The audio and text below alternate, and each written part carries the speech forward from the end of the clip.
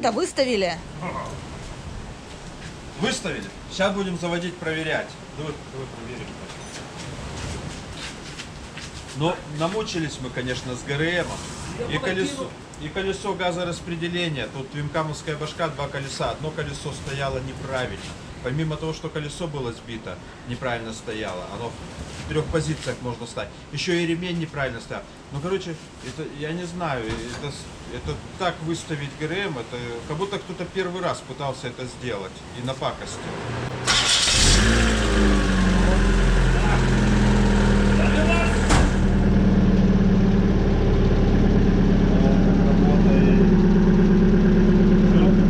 Ровно, мягко. Вот как надо выставлять ГРМ. Ну и немного информации про машину. Машина Mazda Familia или Mazda 323, 1.6 Twin автомат. Приобрели мы ее за 25 тысяч. Целое приключение было. Купили ее не на ходу. По цене металлолома, можно сказать, забрали ее. Потому что она не передвигалась, а была поломана, стояла в огороде и просто гнила. Гнила до такой степени, что вообще. В городе Себу купили. Да, в городе Себу. Ну, а теперь оживляем. Оживим. И Вовка будет учиться ездить. Уже пацану 16 лет, надо пора на машине уже начинать ездить. Все мы уже ездили в это время на машине, а Вовка еще нет пока. Мотор мы отремонтировали, но еще вариатор поломанный. Сейчас будем вариатор разбирать, ремонтировать. Ну и покажете? Вариатор, автомат. Ой, извиняюсь, не вариатор, автомат. Самое интересное впереди. Друзья, привет. Покупаем Мазду, забираем. Договорились уже. И как всегда, в лучших традициях, все село вышло провожать. Все село, сейчас все механики, все понимают, все знают. И вот, блядь, вот так и покупаешь в каких-то аулах. И главное, все они все знают. Но никто отремонтировать сам не мог. Сейчас будем ремонтировать и уезжать. Машина простояла больше года. Надеюсь, за час справимся. Но это всегда. Это прям изюминка. И все село должно выйти и смотреть. Белые люди приехали. Ну, у них так. Мы привыкли и уже на это не обращаем внимания и не обижаемся. Да. Ну что, у них представление. Теперь целую неделю будут разговаривать, как белые покупали. Ну. Окей. Ну, короче, ничего не понимает, даже не понимает, как это. Fuel resist, ничего. Ну ладно, веселый. Окей? Через 1,5 часа машина готова. Вообще вся деревня вышла, так что не смущать, сейчас заснимем, где они. Он и бабка, и детка, вся деревня. Но мы уже привыкли к этому, потому что постоянно, когда покупаем машины, вся деревня приходит и смотрит. Поначалу нас это просто очень сильно бесило. Но теперь мы привыкли и уже им подыгрываем. Улыбаемся с ними, разговариваем, а им еще больше это нравится. А между прочим, у них можно узнать много интересного про этот автомобиль, больше, чем от хозяина. Ну ладно, пора уезжать. Друзья, забрали машину, все, едем обратно. Отремонтировали ее. Сейчас все, едем обратно. Батя сзади на басике, я уже на новой тачке. Рулю на ней. Машина за 25 тысяч. Музыка, автомат, конечно, салон надо убрать. Но все, полет нормальный. Новые запчасти, новое масло. Да. Целый мешок. Целый мешок. Да. Для нашего нового автомобиля, для пушки-гонки. Все, чистки. Пушка-гонка. Спортивка. Сейчас эту машинку доведем до ума. Мотор мы уже сделали. Значит, нам осталось немножко автомат отремонтировать и ходовку. И потом мы на ней будем учить Вовку ездить. Чтобы Вовка, Вован, научился ездить на машине. На мотиках он уже ездит хорошо, научился. А на машине он еще не ездил у нас. Вот пусть учится. По крайней мере, за такие деньги не жалко, если даже расколотит. Можно сказать, мы для этого и купили. Пусть поучится.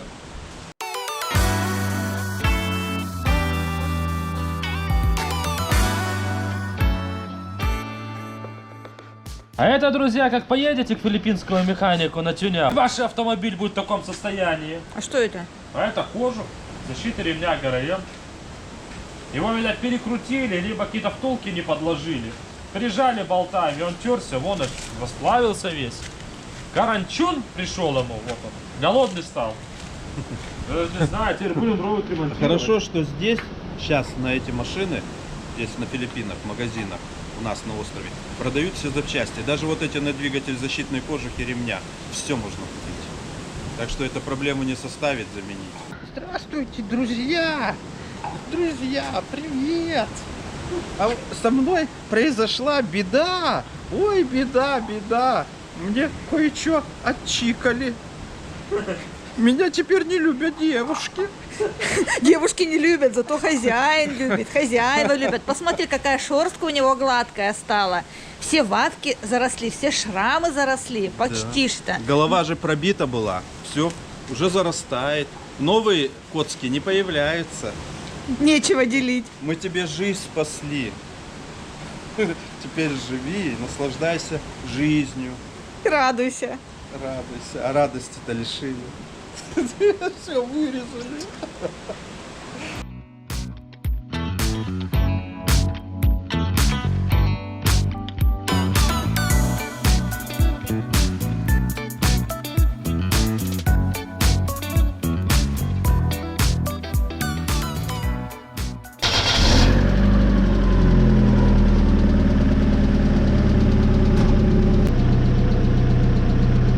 Все, с мотором, можно сказать, закончили. Сейчас навесной обратно поставим. Полезем в автомат, а потом в ходовку.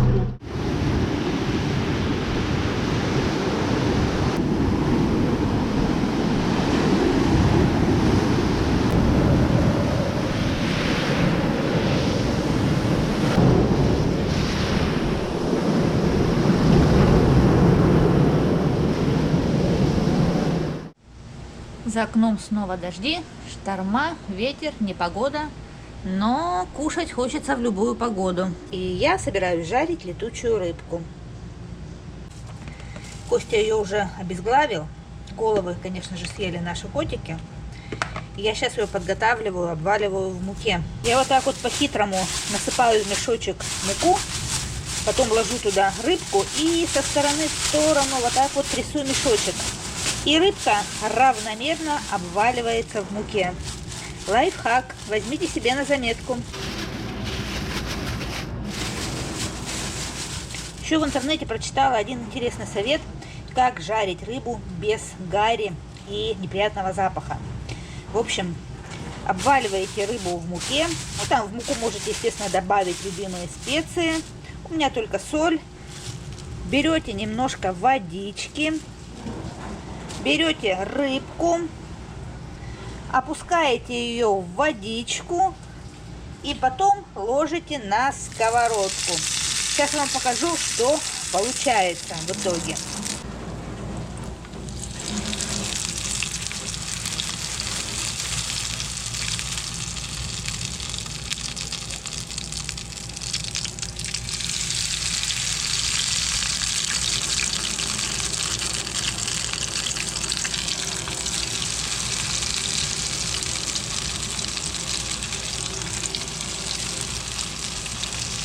Только перед тем, как окунать рыбку в водичку, она должна быть хорошо, вот на вроде вот этой, хорошо обвалена в муке. Вот это вот, видите, полежала, уже мука впиталась.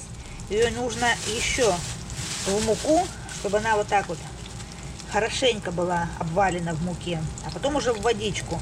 В результате такого способа жарки, скажем так, рыбка как бы глазируется, вернее, ее мучнистая оболочка.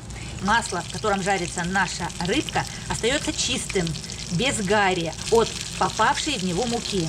И нет никакого дыма и неприятного запаха в помещении, где вы жарите рыбу.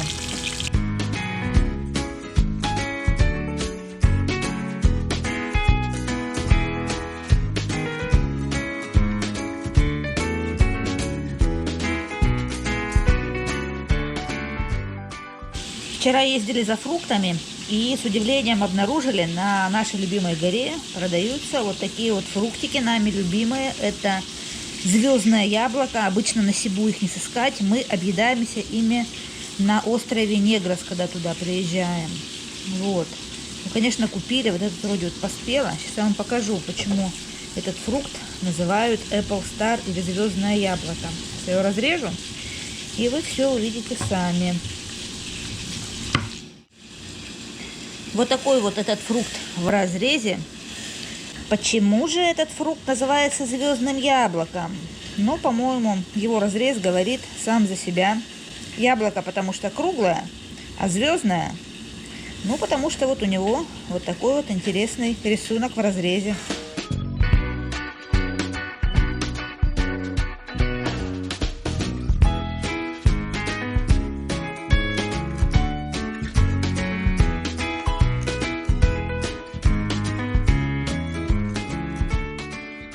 Вот эти вот семена можно закопать где-нибудь на участке.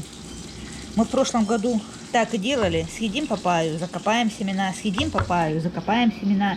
И в результате вокруг нашего участка выросло очень много деревьев папайи. Некоторые из них даже плодоносили.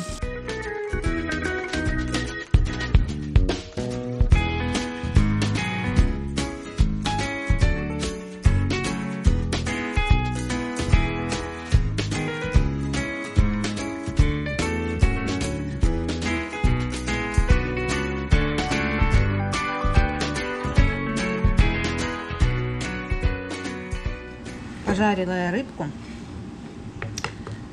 Вот так вот. По нашему мнению, летучая рыбка самая вкусная для жарки на Филиппинах. Вот. Это мы говорим не просто так, а как люди, прожившие здесь, перепробовавшие много жареных рыб. Ну вот наше мнение вот такое. Не знаю, может быть у кого-то оно другое. Вот такой я себе взяла крупный экземплярчик рыбки. Скажем так, не обделила себя. Ну, за труды мне можно. Хотя, собственно говоря, по нашему наблюдению, чем мельче летучая рыбка, тем она слаще и вкуснее. Вот видите, вот такая вот она. В разрезе, скажем так. Напоминает чем-то корюшку.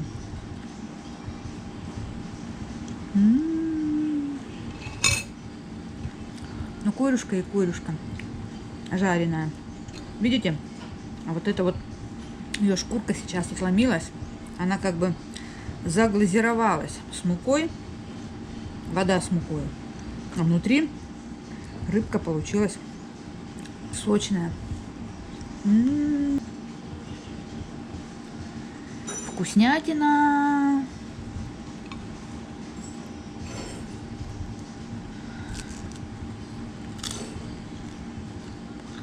Хрустящая корочка и сочная рыбка. И она, кстати, в меру костлявая. Не очень. Как бы язык не проглотить.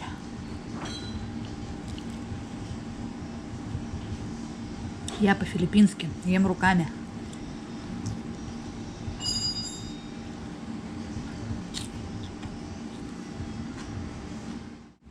Сейчас вот поменьше рыбку возьмем, посмотрим, какая она внутри. Ну, естественно, она прожарилась. Вот такая вот.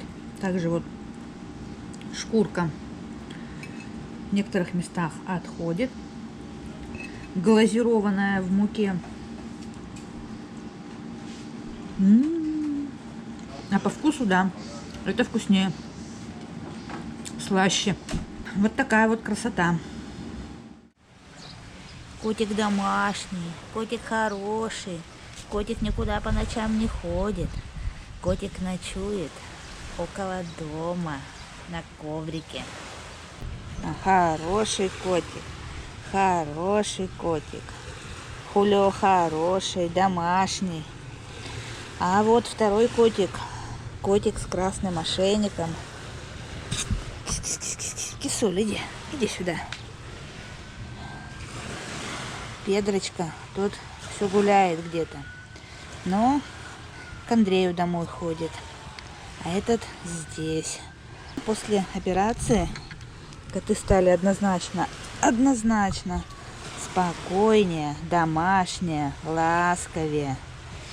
Все шрамы на них практически позаживали. Кисулечка. Привет! Это ваш ручной кот? Это Александр, наш новый гость. Да, это наш котик. Друзья, привет-привет вам с самого сердца настоящих Филиппин, острова Сибу. Наступил дождливый филиппинский январь. на улице сыро и мерзко. Поэтому в основном сейчас, в эти дни, последние дни, даже, пожалуй, не дни, а последние недели, мы находимся дома и никуда толком не выезжаем. Знаете ли, смысла нет в такую отвратительную погоду, и показывать-то ничего вам из жизни настоящих Филиппин неохота. Потому что и съемки будут некрасивые, да и толком ничего в эти дождливые дни и не увидишь. Все люди сидят дома. Даже в школе занятия в последние несколько дней отменены. Вышла из дома, хотела хотя бы несколько минут прогуляться по близлежащему лесочку. Ну куда там? Дождь расходится, с каждой минутой он все сильнее, и я начинаю промокать, поэтому сейчас никаких прогулок. Идем домой.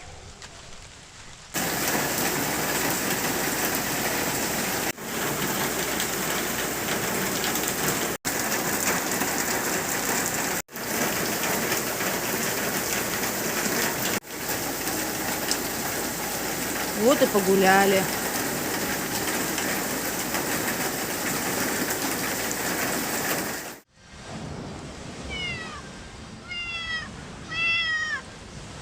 А как же поживают кабачки на моем импровизированном огороде? Да отлично поживают, скажу я вам. Вот этот вот самый большой, он выжил после шторма, после атаки морской воды один. А вот эти вот несколько я подсадила позже, и они уже вот как вымахали. Красотища, радует глаз. А вот огурцы поживают печально. Очередной огуречный труп. Корешки вроде ничего, но он сломанный. Все, только выкинуть. Вот эти вот я подсадила уже раз, наверное, в 12-й. Напомню, первую рассаду огурцов съели крабы. Они вот по этим вот, по деревянным палочкам заборчика залазили вот в эту импровизированную грядку и сгрызали, прям сгрызали натуральным образом рассаду огурца. Мы отломили вот эти вот палочки, чтобы не могли попасть. Вторую попытку посадки огурцов вымыл шторм. Ну вот это вот уже третья. Видите, какая забитая земля. Все от того, что утром был ужаснейший ливень, да с ветром вот с этой стороны. И землю вот в этой моей грядочке просто забила. Забила вместе вот с огурцами. Вот, перебила. Немножко пусть подсохнет. Я подрыхлю земельку, ну и подсажу новые. Не вынесла душа поэта. Позора мелочных обид. Так и я не вынесла, в общем, вида этих несчастных огурцов. Подрыхлила земельку. Добавила опилочек для того, чтобы эта самая земелька стала порыхлее. И пересадила огурчики покучнее. Все, сейчас они должны, в принципе, пойти, если опять какая-нибудь напасть на них не обрушится в виде ливней, штормов. Ну, а завтра утром можно еще спиток семян добавить сюда.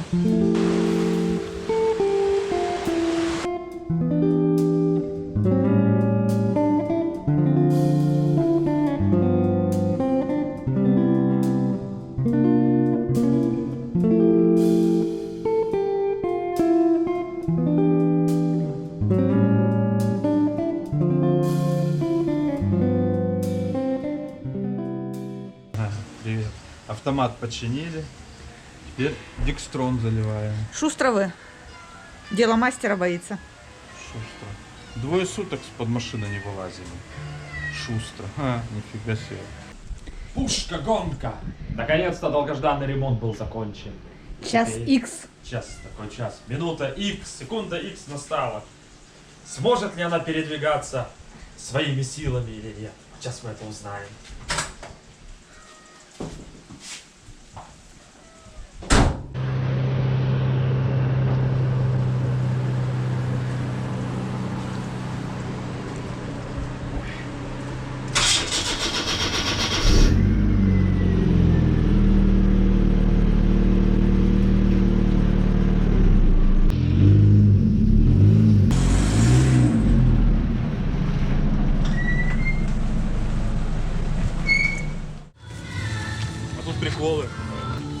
приданное. Приданное. Приданное, это филиппинцы как рыбачат. Рыбу ловят, это их ружье. Не показал, как оно работает. А, правда что ли? Да. Это вот шомпол. Шомпол вставляется остренький. Ну, остренький, Ага. да, на самом деле. В трубочку ставят шомпол. На трубочке резинка. Вот. Резинка. Значит, шомпол они ставят вот сюда. Резиночку. Вот, резиночка даже такая с кожутком. Как грамотно сделали. Вот. Смотри. Ой, еще одна. И даже две их тут. И вот шомпол вот так вот делается. Вот сейчас я пальму застрелю. вот, карабас. А, коробку. Отходи, а то отлетит тебе в глаз. Да.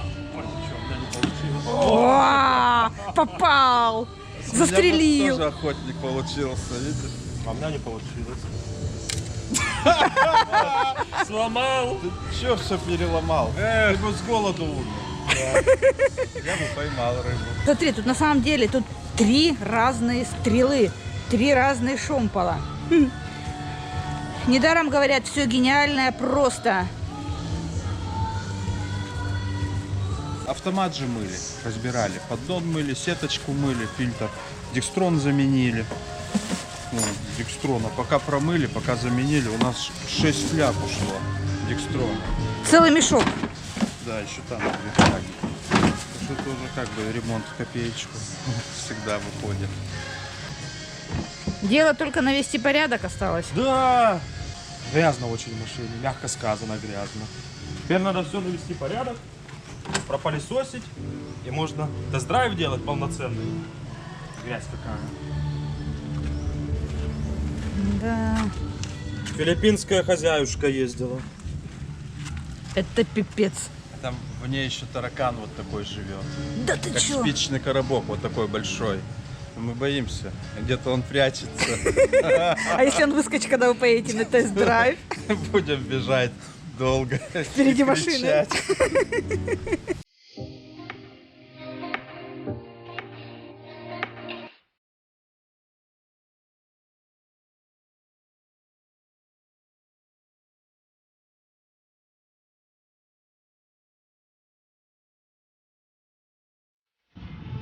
А как поют филиппинцы, клево, да? И барабаны там у них, и музыка живая. Пойду спою тоже. Тебя не напрягает? Не, мне нравится. Сейчас же тепло, светло. И день. Напрягать будет ночью. Да. Когда они же ночью еще любят петь. Вот тогда напрягает. Ты видел? А сейчас наоборот мне хорошо. За твоей спиной сейчас кокос упал. Кокос упал, раскололся и вытек. Хорошо, что под ним никто не стоял.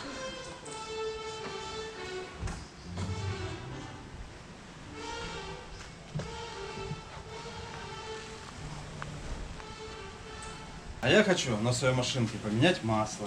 Вот, купил новое масло 1540. Буду менять сейчас, новенькое заливать. Масло я меняю каждые 5000. Я на масле не экономлю. И масло меняю в двигателе, и в автомате Декстрон. Частичная замена у меня каждые 10 тысяч. Так поэтому мы и ездим. Сколько лет уже на этой машинке? Так, машинка это тоже, да, надо туда вкладывать. И денежку вкладывать, и усилия, и любить технику надо, чтобы не подводила. Вот как это делаю я.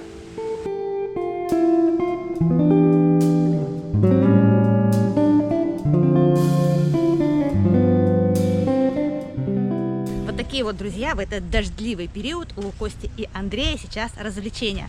Скажем так, филиппинские конструктора, настоящие конструктора. Но самое главное, что скучать не приходится, потому что некогда, постоянно чем-то занят.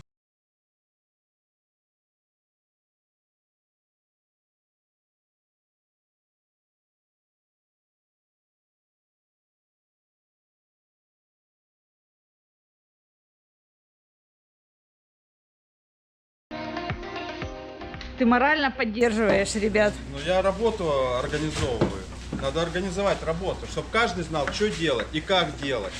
Это очень ответственное у меня задание. Хорошо, мой? Там без пропуска. Как говорил Вин Дизель, неважно какая у тебя машина, главное кто за рулем. Это я первая мойка за все время, пока она была, блядь, у этих хозяев, у которых мы их купили. Грязная, да? Да один кусок грязи, а не машина. Вообще-то филиппинцы-то любят наводить порядок, марафет в машинах. Но тут что-то из ряда вон выходящее. Они, наверное, просто махнули на нее рукой. А меня больше всего в этой машине пугает таракан. Я туда даже не лезу. Там еще и крыс живет. Еще и крыс живет. Крыс живет. Коты все там лазят, под ней ищут его. Так крыс раньше жил, он под капотом жил, убежал. Мы когда завели, он убежал. А вот таракан под сиденьем сидит.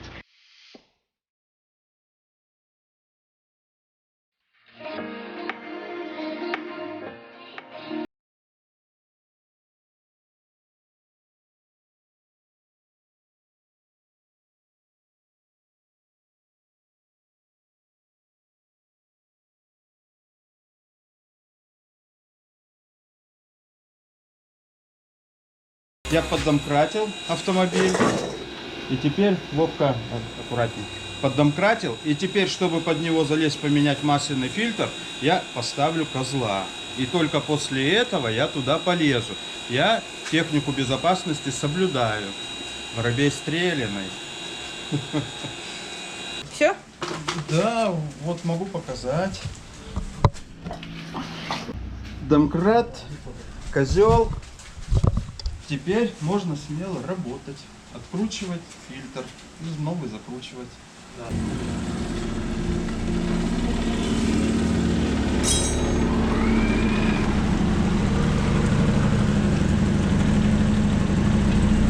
Машина полностью готова. Итого, прошло несколько дней, машинку оживили, перебрали мотор, отремонтировали коробку, автомат.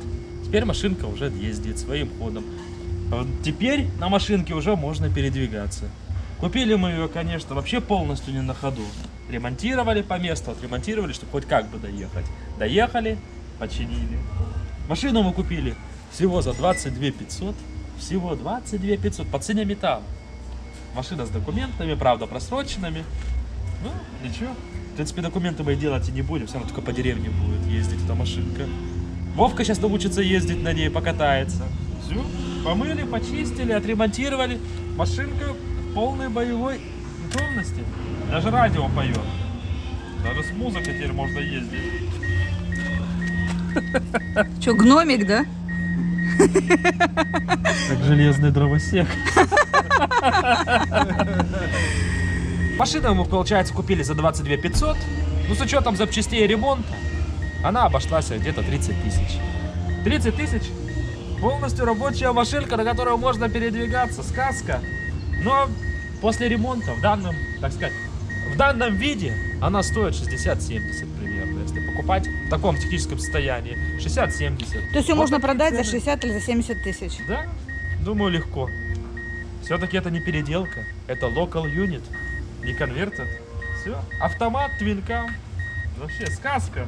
Друзья, вот мы и показали вам в этом видео, как из такого, можно сказать, металлолома можно собрать, отремонтировать, сделать машинку. И если у вас руки растут из правильного места и понимаете, как ремонтировать, то буквально за какие-то 20-30 тысяч можно найти себе машинку и ездить, подремонтировать и ездить. Вот мы вам показали на собственном примере, как мы ее поехали, купили, в каком состоянии, как отремонтировали, и все. Машинка на ходу. 30 тысяч! 30 тысяч! Что такое 30 тысяч? Да это мопед, это вот Мио, который такой поджопник у нас, жена, на котором ездит.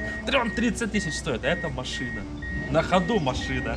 Вообще цена подарок. Вот и делайте вывод. Если руки растут из нужного места, то можете ездить на недорогих машинах. А если, конечно, не умеете чинить или проблемы, то с таким мой вам совет: не связывайтесь вообще, даже не думайте об этом. Если вы не понимаете, как ремонтировать, как самим перебирать эти моторы, Лучше дешевые машины не покупать. лучше даже не покупайте, то не рассматривайте вообще. Ниже что 150 тысяч даже не рассматривайте, все это будет хлам. Спасибо, что досмотрели это видео до конца. До встречи в следующих роликах. Ну и так, по секрету, в следующих роликах будет еще одна машина. Скоро вы узнаете, какая. Пока-пока!